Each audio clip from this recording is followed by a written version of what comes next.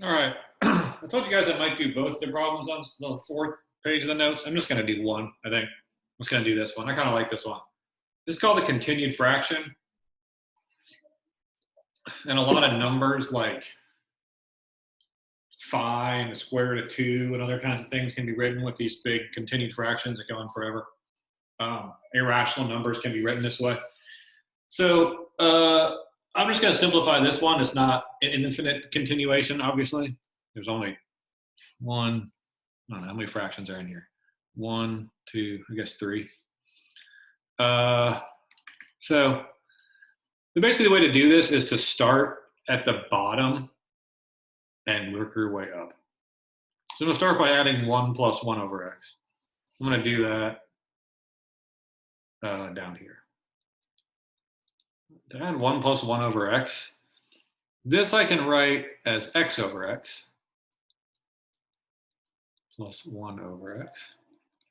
And that's x plus 1 over x. So that's really this part right here.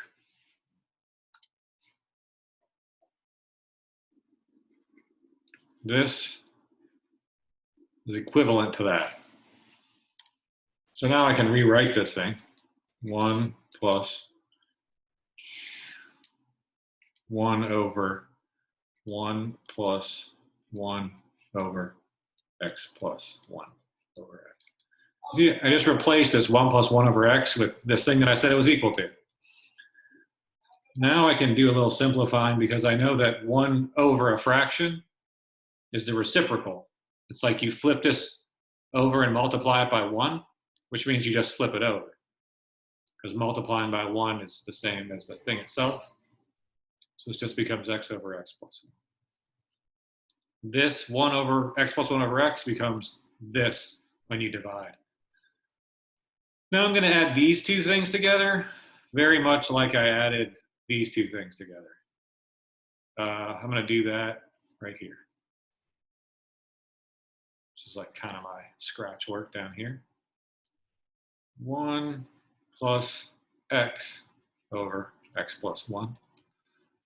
So this I can rewrite as x plus 1 over x plus 1 plus x over x plus 1. Now I add the tops and keep the bottom the same. I get 2x plus 1 over x plus 1. And that you read before, this is now the same as this. So instead of writing, I didn't circle it. This 1 plus x over x plus 1 is equal to that.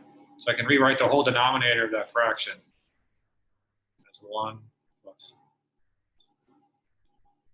1 over 2x plus 1 over x plus 1.